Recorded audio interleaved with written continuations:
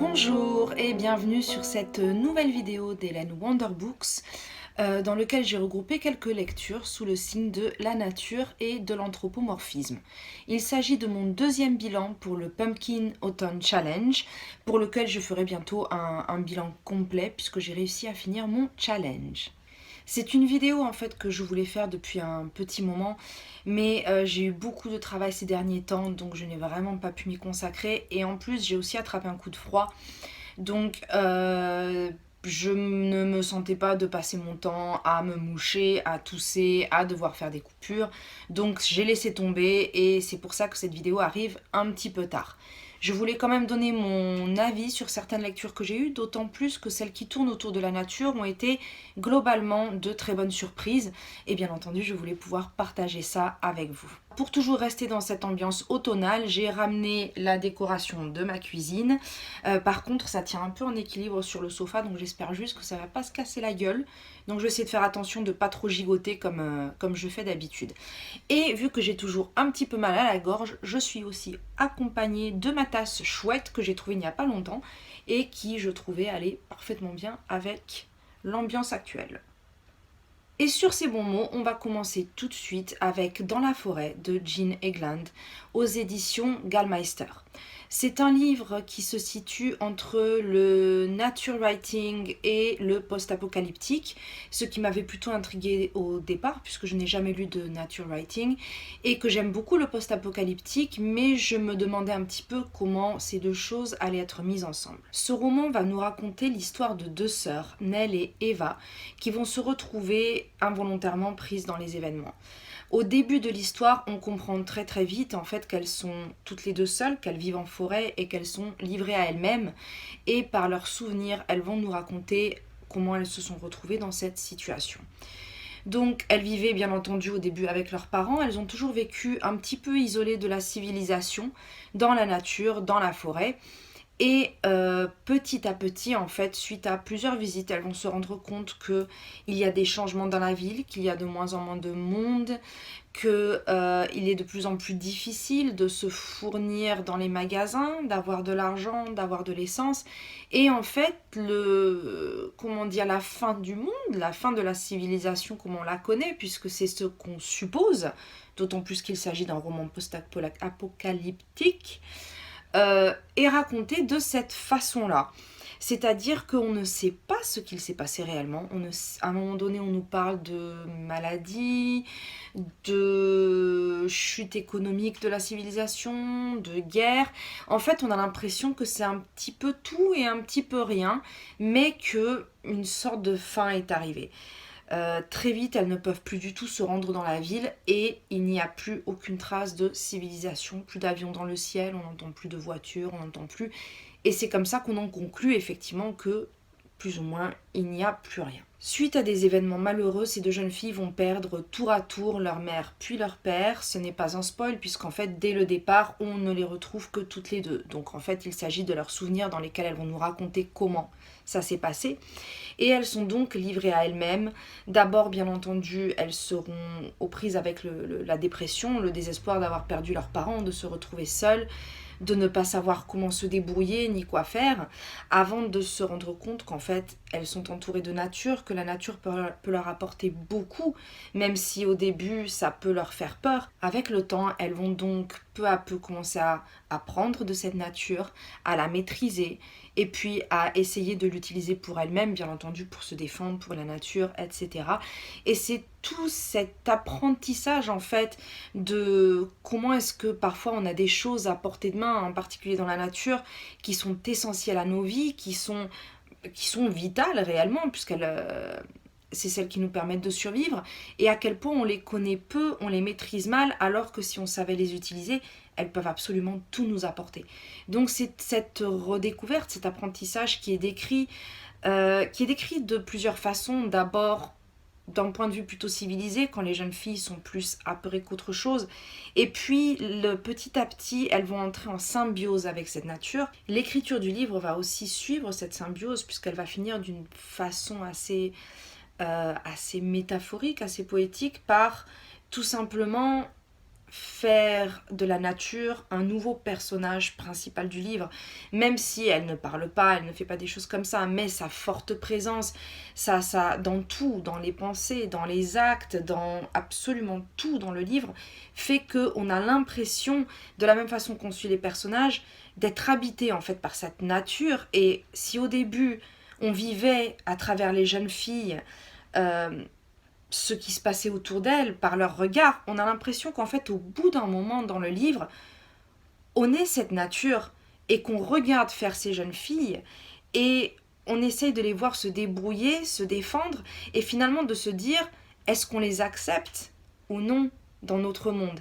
C'est en fait toute une histoire du passage entre la civilisation et foncièrement ce que l'on est dans notre nature profonde, dans notre nature d'être humain. C'est un petit peu difficile à expliquer à chaud comme ça, parce que c'est vraiment un livre très particulier, non seulement parce qu'il allie cette nature avec le monde post-apocalyptique, mais parce que c'est un livre finalement qui est plus psychologique qu'autre chose. Bien entendu, on suit une histoire dans laquelle il n'y a pas d'action, de choses comme ça, mais c'est tout le cheminement mental qui se fait autant dans les jeunes filles que dans la nature. C'est un petit peu spécial de dire ça comme ça, mais comme j'ai dit, il y a cette impression effectivement qu'au bout d'un moment, c'est nous qui sommes dans la nature et qui avons ce regard en fait envers la civilisation, et c'est cette agression en fait envers nous-mêmes, et qui, si elle devient bienveillante, en fait, est acceptée de façon naturelle. Je voulais par contre mentionner 2 trigger warnings dans ce livre. Pour ceux qui ne veulent pas être spoilés, je vais vous mettre le temps dans lequel je finis mon explication sur ces trigger warnings. Par contre, pour ceux qui préfèrent savoir de quoi il s'agit, quitte à être un petit peu spoilé, je vous laisse continuer. Alors, la première chose, comme on peut s'y attendre, il s'agit d'un viol. Vers le milieu du livre, l'une des 2 sœurs va subir un viol qui a l'air de venir un petit peu de nulle part. Et en même temps, j'ai envie de dire, il sert l'histoire. Il sert l'histoire parce qu'il va avoir des conséquences très importantes sur la suite de la vie des jeunes filles, de leur façon d'appréhender les choses. Mais en même temps, j'ai envie de dire, dans un monde post-apocalyptique où les personnes sans foi ni loi sont en liberté, qu'elles peuvent se permettre de tout faire puisqu'il n'y a plus de protection, il n'y a plus rien. Le fait que quelqu'un arrive comme ça et voit une jeune fille toute seule et en profite, pour moi, c'est pas spécialement surprenant. Alors, il y a des gens qui ont été surpris, dérangés par ça, parce que c'est vrai que ça arrive au milieu du livre un petit peu de façon inattendue, mais en même temps, je trouve que ça n'a pas de... Ça n'est pas incongru. Ça n'est pas incongru, et comme je dis, ça sert aussi dans la suite de l'histoire en fait. Donc pour moi, il n'y avait pas de souci là-dessus. Par contre, l'une des conséquences entre guillemets du viol, c'est le 2e trigger warning de l'inceste. Voilà. Parce que par la suite, il va y avoir un rapprochement entre les 2 sœurs, uniquement à une occasion, mais il va y avoir une scène d'inceste entre les 2 sœurs. Et alors ça, par contre, moi, ça m'a sorti de l'histoire. Parce que non seulement je ne l'ai pas vu venir, mais surtout je me suis dit, mais pourquoi qu'est-ce que ça vient faire là? Elles n'ont jamais eu ce type de relation. Je comprends qu'il puisse y avoir des relations familiales fusionnelles, ce qui là n'était pas le cas. Mais sincèrement, ça n'apporte en plus absolument rien à l'histoire. Donc ça, pour moi, ça a été le point qui me dérange, parce que ça n'a pas d'intérêt, ça n'apporte rien. Je sais pas. Ça m'a un petit peu perturbée, surtout parce que ça m'a sorti de l'histoire alors que j'étais vraiment bien dedans, j'étais vraiment... Mais très sincèrement, c'est un court passage, heureusement. Et par la suite, comme il n'a absolument aucune conséquence et qu'il n'apporte absolument rien, l'histoire continue comme si de rien n'était. Et donc on reprend... heureusement, c'est un livre quand même qui est très bien écrit et suffisamment intéressant pour qu'on reprenne le fil sans être complètement bloqué par cet aspect de l'histoire. Voilà. Au final, c'est un livre que j'ai beaucoup apprécié, autant par l'originalité de l'histoire que par la présence de la nature, cette place qu'en général on ne lui donne pas, ou en tout cas pas de cette façon-là, et que je conseille très largement. Sincèrement, c'était agréable, prenant sans forcément qu'il y ait beaucoup d'action, et qui fait beaucoup réfléchir en même temps. C'est vraiment un roman que j'ai beaucoup apprécié malgré les petits détails dont j'ai parlé dans la partie spoil, et que je conseille vraiment en général, parce que je pense qu'il n'y a pas grand chose qui puisse déranger les gens malgré tout, et très sincèrement c'est un point de vue qui je pense est nécessaire de nos jours et qui remet un petit peu les choses en perspective. J'ai également lu Le vent dans les saules de Kenneth Grahame, que je connaissais déjà par la bande dessinée qui avait été faite par Michel Plexis et que j'avais lu Plexis. Et bien voilà, ça faisait longtemps, je commence à raconter n'importe quoi. Je disais donc la bande dessinée de Michel Plexis, de son petit nom, que j'ai lu il y a une vingtaine d'années. Je me rappelle juste l'avoir adoré, par contre je ne me rappelais plus vraiment de l'histoire. Bien sûr, je me rappelais qu'il s'agissait d'animaux de la forêt, mais c'était à peu près tout. Donc, Le vent dans les saules nous raconte l'histoire de plusieurs animaux, en particulier le radeau et la taupe, ainsi que le crapaud. Les aventures du radeau et de la taupe sont plutôt assez douces, assez agréables, un peu comme une promenade en forêt. Une forêt d'ailleurs qu'on va voir grâce à la vie de ces animaux à travers toutes les saisons. Donc c'est une lecture qui est très automnale, mais qui peut correspondre au final à n'importe quelle saison de l'année, puisqu'on va toutes les voir, que ce soit l'hiver, le printemps et l'été également. Et les aventures également de Crapaud, qui est un petit peu plus agité que ses compagnons. Donc avec lui, on va vraiment suivre des aventures beaucoup plus rocambolesques, loufoques. Enfin, c'était assez agréable, c'était même plutôt drôle. Et j'ai beaucoup aimé ces personnages très différents et ces passages entre des scènes, entre guillemets, d'aventure, d'action et de pure poésie. Parce que certaines descriptions de la nature sont absolument magnifiques. Encore une fois, un petit peu comme dans la forêt d'ailleurs, on a l'impression de la sentir vibrer, d'en faire complètement partie.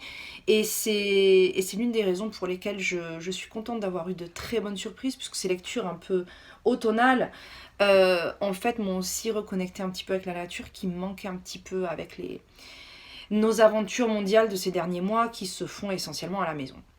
Bien entendu, il s'agit d'un roman avec de l'anthropomorphisme, puisque non seulement il y a des animaux, mais ce sont des animaux auxquels on prête des attitudes humaines qui parfois sont habillées, pas toujours, tout dépend du contexte dans lequel ils sont, mais qui doivent aussi répondre aux lois de la même façon que les humains.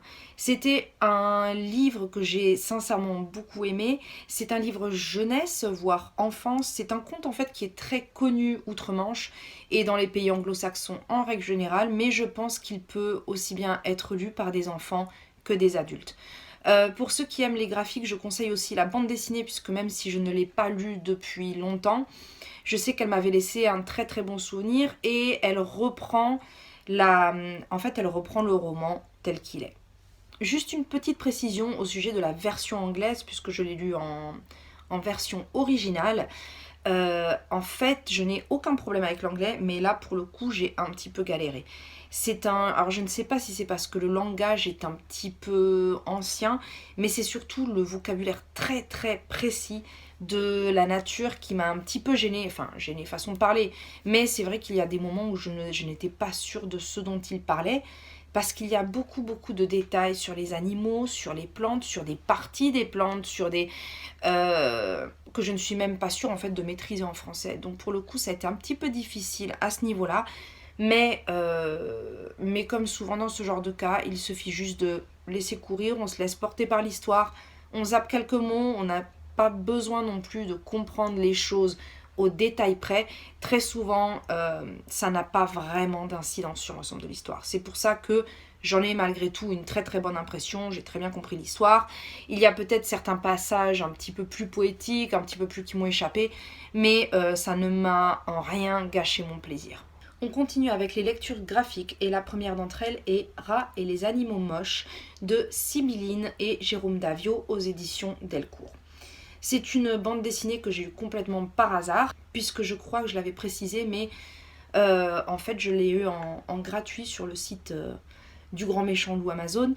Mais c'est vrai que ça arrive occasionnellement, je ne sais pas pourquoi, certains volumes, certains livres sont en fait gratuits, et il me semble que ça ne dure que 24 ou 48 heures, puisque ça ne m'est arrivé que très rarement de tomber dessus. Et celui-là en faisait partie. Il m'avait bien tenté, j'ai trouvé les dessins assez sympathiques et je me suis dit tiens, pourquoi pas, je ne connais pas du tout ces auteurs. Cette bande dessinée ou roman graphique, je ne sais pas trop comment le qualifier, a été une agréable découverte. Je ne connaissais pas du tout les auteurs. Il s'agit de l'histoire d'un rat, comme le titre l'indique, qui bien entendu habite une maison dans laquelle les gens, une fois qu'ils l'ont aperçu, le trouvent répugnant, moche, comme on se doute bien, en général on n'est pas très content d'avoir ce genre de choses à la maison, et qui vont le chasser. Il va fuir la ville, bien entendu, puisque partout où il passe, il sera chassé de la même façon, puisqu'il dégoûte les gens, et il va se retrouver en forêt dans un village qui s'appelle le village des animaux moches. Et dans cet endroit, il y a tous les animaux pour lesquels on a un petit peu de répulsion, soit parce qu'ils sont moches, soit parce qu'ils ont un aspect un peu dégoûtant, soit parce que, en tout cas, pas le genre d'animaux qu'on aimerait avoir domestiqués à la maison. Ra va donc s'intégrer à cette communauté, va s'intéresser à eux, va s'intéresser à leur vie et au pourquoi les gens ne les aiment pas. Et à partir de ce moment-là, il va se sentir investi d'une mission de leur trouver une nouvelle maison dans laquelle habiter. Et dans sa recherche, en fait, il va essayer de découvrir dans les maisons des humains quelle personne pourrait avoir besoin d'un de ces animaux moches spécifiques qui, pour la plupart d'entre eux, ont une capacité que très souvent d'autres animaux ou les personnes n'ont pas. Je n'en dirai pas plus pour ne pas spoiler l'histoire. Le fait est que non seulement c'est une histoire qui était plutôt mignonne en général, mais c'est aussi une fable sur l'acceptation des différences et des autres. Donc c'était très intéressant. Les dessins, je vais vous mettre quelques planches de tous les graphiques que je vais présenter aujourd'hui à la fin de la vidéo. Les graphismes sont vraiment très beaux, les planches souvent en pleine page. En fait, c'est pour ça que j'hésitais entre bande dessinée et roman graphique.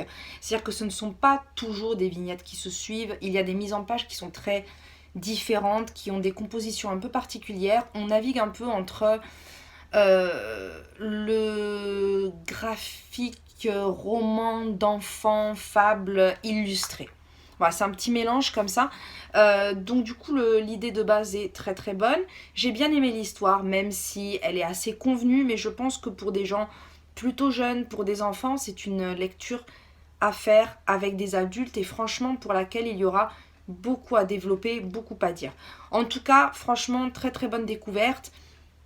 Bien contente d'être tombée sur cette occasion en fait de découvrir des auteurs dont je n'avais jamais entendu parler avant. La bande dessinée suivante reprend la vie de Mozart de façon anthropomorphique. Il s'agit de Mozart, qu'on peut aussi lire Mouse Art, de Thierry Johor et Gradimir Smudja. Alors c'est une bande dessinée que j'ai pas mal vue circuler et effectivement j'avoue que la couverture me tentait pas mal. Et puis je me suis dit, eh bien puisque pour ce Pumpkin Autumn Challenge, j'ai décidé de lire pas mal de choses autour de la nature et des animaux, eh bien pourquoi pas, allons-y. Mozart est une petite souris qui vit avec toute sa famille de souris dans le piano d'un certain Salieri. Pour ceux qui connaissent un petit peu l'histoire de Mozart, tout le monde sait que c'est son ennemi juré et bien entendu, il est représenté sous les traits d'un loup. Je n'en dirai pas plus puisqu'au final, ça va être les aventures de Mozart et de sa musique à la cour du roi. Il vaut mieux donc que vous le découvriez par vous-même. Je tenais à le présenter non seulement parce que je l'ai lu, mais avant tout pour les graphismes. J'ai trouvé que les graphismes de cette bande dessinée, en plus de l'histoire plutôt sympathique, sont vraiment beaux. Et surtout, à la fin de cette bande dessinée, l'auteur du texte a décidé de mettre également tous les croquis préparatifs de Gradimir Smudja que je ne connaissais pas avant. Et très sincèrement, autant j'ai trouvé les graphismes de la bande dessinée beaux, mais les croquis sont magnifiques. Ils sont absolument magnifiques. Encore une fois, je vous en mettrai quelques exemples en fin de vidéo. Dans tous les cas, ça m'a donné envie de découvrir Gradimir Smudja et son travail un petit peu plus. Et j'ai déjà commencé à chercher d'autres de ses œuvres, puisqu'apparemment il a illustré plusieurs biographies transformées d'autres artistes, comme Van Gogh, entre autres, il me semble. Et voilà, donc très sincèrement, juste pour les dessins déjà, ça valait largement la peine et bien entendu l'histoire elle-même est aussi très sympa. Il y a un deuxième tome qui se passe à Venise où il me semble que ça va être associé à l'histoire de Casanova mais je ne l'ai pas encore lu, il faudra que je mette la main dessus. Et je terminerai cette vidéo par un gros coup de cœur que j'ai eu pour Les très riches heures de Jacominus Gainsborough de Rebecca d'Outremer. Alors je ne connaissais absolument pas cette illustratrice ni ce livre. En fait, je l'ai vu passer dans le groupe Facebook du Pumpkin Autumn Challenge, sauf que je me rappelle absolument pas qui l'avait posté. Et quand j'ai vu la couverture, déjà j'ai aimé le titre, qui rappelle beaucoup les illustrations, pas les illustrations, les enluminures médiévales comme les Très riches heures du duc de Berry et ce type de choses. Donc ça avait l'air assez tourné vers l'art. Surtout avec le nom du petit lapin, Jacominus Gainsborough, qui rappelle aussi le peintre Gainsborough. Et non seulement ça avait l'air très tourné vers là, mais quand j'ai vu ce petit lapin sur la couverture, sincèrement, c'est difficile de faire plus mignon que ça. Déjà, j'ai adoré l'illustration de couverture. Je me suis dit, oulala, entre le titre et le dessin, ça m'a l'air bien sympa. Et puis, j'ai commencé à en regarder quelques planches et puis c'était vendu. En gros, dans les 10 minutes qui ont suivi ma découverte de ce livre, je l'ai acheté. Voilà. Alors, il s'agit d'un livre principalement destiné aux enfants où on suit l'histoire de Jacominus, qui est donc le petit lapin en question. On va suivre toute sa vie, de sa naissance à sa mort, avec tout ce qu'il va vivre, un très joli texte, vraiment très poétique, et qui a surtout un très grand nombre de niveaux de lecture. C'est-à-dire que je pense, quand on le lit enfant, on va percevoir certaines choses dans l'histoire, et en tant qu'adulte, on perçoit encore des choses différentes. Le texte est agréable à lire, il est beau, et les illustrations, disons que comme son nom l'indique, elles sont dignes d'un musée. Très sincèrement. Déjà les pages alternent entre des doubles pages qui ressemblent à des peintures. D'ailleurs, pour la plupart d'entre elles, elles nous rappellent certains artistes connus comme Bruegel, comme Gainsborough lui-même d'ailleurs. Et également, on alterne avec des pages avec une petite illustration et beaucoup de texte. Donc en fait, c'est soit beaucoup de dessins, soit beaucoup de texte. Et sur certaines autres, il s'agit d'une série de vignettes. De vignettes un petit peu comme des photos ou des dessins qu'on punaise sur un mur. Donc cet ensemble, déjà, l'originalité, la beauté des illustrations. Alors c'est pareil, je ne connaissais pas Rebecca d'Outremer, mais une fois terminée, je suis allée voir ce qu'elle fait d'autre parce que je vais définitivement lire d'autres livres d'elle. Alors malheureusement, comme je l'ai déjà expliqué, je n'ai pas accès aux livres physiques, donc pour moi c'est très difficile d'accéder à certains graphiques malheureusement, puisque beaucoup n'existent que en version papier, et les faire venir jusqu'ici en frais de port, ça coûte... Donc malheureusement, il faudrait que j'attende de pouvoir aller en France. Quand? On n'en sait rien, vu comme c'est parti. Mais c'est vrai que si je peux en trouver d'autres en version e-book, même si ça n'est pas ce que je préfère, mais très sincèrement, l'avantage c'est que je le lis sur mon PC, donc ça me permet d'avoir les images en grand. Alors j'ai pas grand chose d'autre à dire, puisque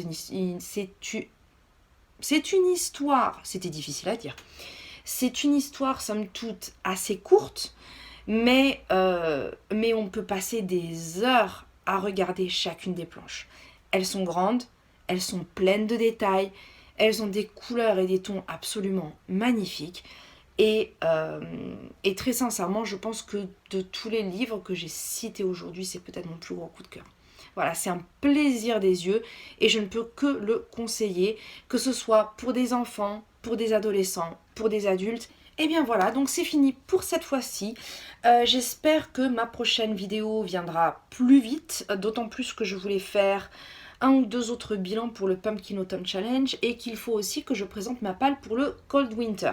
Ma palle qui est quasiment complète pour l'instant, mais je réfléchis encore à 2-3 livres que je pense peut-être rajouter. Voilà. Donc je suis vraiment désolée pour le temps que ça a mis. Et puis en plus j'avais très envie de faire des vidéos, mais c'est vrai que là c'était un petit peu compliqué. Eh bien, je vous dis à très bientôt, j'espère. Et sur ce, je vous quitte avec quelques images des graphiques dont je vous ai parlé.